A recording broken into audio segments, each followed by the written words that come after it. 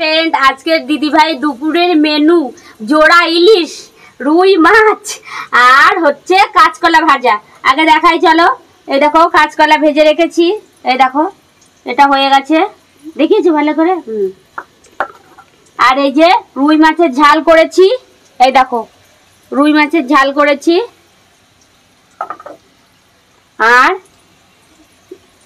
এই যে ইলিশ মাছের মাথা দুটো ভেজে রেখেছি আর এদিকে লেজা দুটো ভাজা হয়ে গেছে আর এদিকে মাছের তেল লঙ্কা দিয়ে ভেজে রেখে দিয়েছি আর এদিকে দেখো ইলিশ মাছ লবণ হলুদ দিয়ে মাখিয়ে রেখেছি পিসগুলো শুধু এটা আমি পরে দেব কাঁচায় রান্না করব। ইলিশ মাছ কিন্তু আজকে দিদি ভাই কাঁচা রান্না করবে।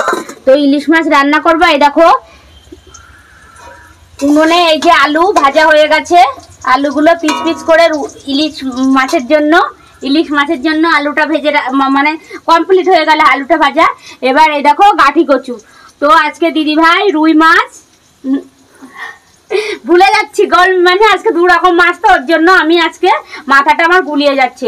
তো ইলিশ মাছ আজকে দিদি ভাই গাঠি কচু আর আলু দিয়ে রান্না করবে। তো চলো কথায় আর আসবো না। তো আমার এই যে আলুটা ভাজা হয়ে গেছে এবার আলুটা তুলে রেখে দিই আমার সঙ্গে থাকো। আলুগুলো এই যে তুলে রেখেছি এবার এই তেলেই কিন্তু আমি গাঠি কচু ছেড়ে দেব। তো ইলিশ মাছের জন্য আগে এই যে কালি জিরে আমি তেলের পর দিলাম আর অল্প দুটো লাগবে। ওই দেখো ওখানে আলু ভেজে রেখেছি তবে এই দেখো গাঠি কচু কেটে রেখেছিলাম তো এখন ছেড়ে দিলাম তেলের মধ্যে ওই তেলে।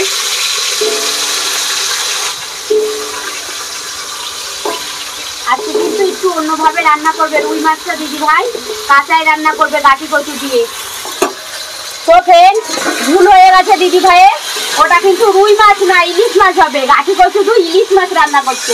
তো আমার মাথা আজকে গুলিয়ে যাচ্ছে কেননা তোমরা কিন্তু কেউ কিছু মনে করো না কারণ আজকে দুই পদের মাছই হচ্ছে তো ওর জন্য। পাশে এই দেখো আমার এই দেখো বিশ্বাস না হয় এই দেখো রুই মাছ কিন্তু রান্না হয়ে গেছে ওর জন্য মাথায় সবসময় রুই মাছটাই আসছে। যদি ইলিশ মাছের মধ্যে আবার রুই মাছ চলে আসে তোমরা কিন্তু কিছু মনে করো না।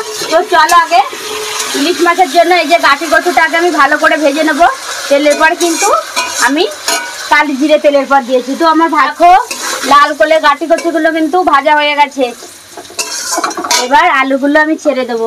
দাঁড়াও ভেজে রাখা আলুগুলো দিয়ে দিলাম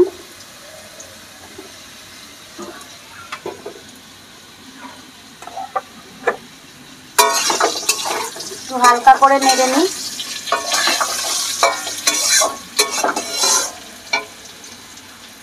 তো এই যে আমি ইলিশ মাছের জন্য এই যে জিরে বাটা আর কাঁচা লঙ্কা বাটা দিয়ে দিলাম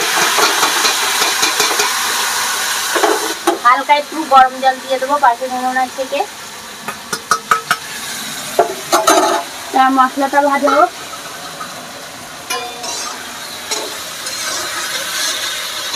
মশলাটা ভালো করে কষিয়ে নিই।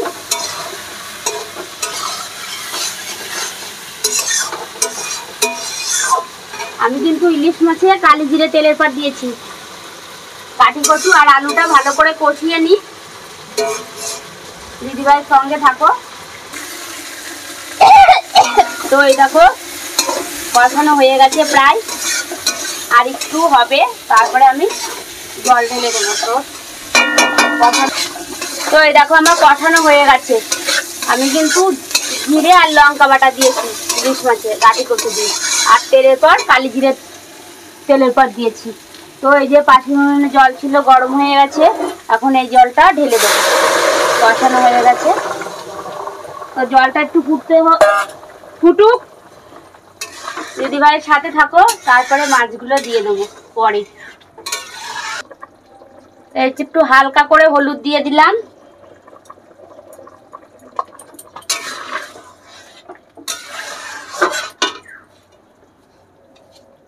লবণ দিলাম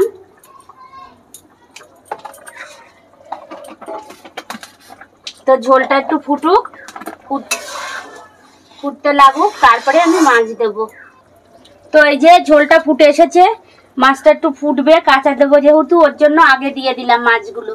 তো এই দেখো আমি কাঁচা মাছ কিন্তু ছেড়ে দিলাম এবার তেলের পরে শুধুমাত্র মাথা দুটো ভেজে নিয়েছি, আর লেজাটা ভাজা খাবে দিদি ভাই, ওর জন্য লেজাটা দেবে না।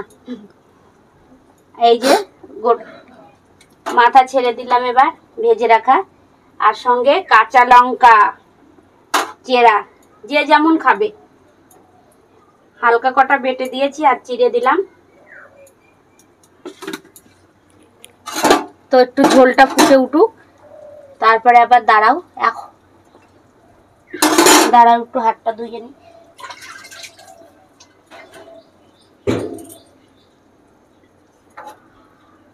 তো এবার একটু হালকা করে সর্ষের তেল দিয়ে দেবে দিদি ভাই।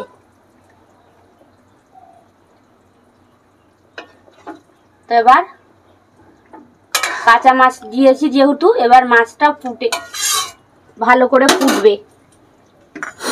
তো ফুটুক, থাকো দিদি ভাই। দেখো ফ্রেন্ড, কি সুন্দর কিন্তু কালার চলে এসেছে। এখন আর একটু ফুটবে।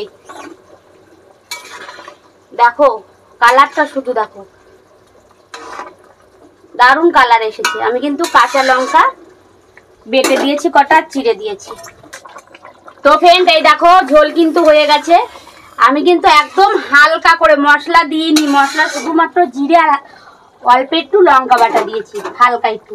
তো দেখো ঝোলটা আমার হয়ে গেছে। তো গ্যাস বন্ধ করে দিলাম, দাঁড়াও ঢেলে নিয়ে আগে তারপরে বলছি।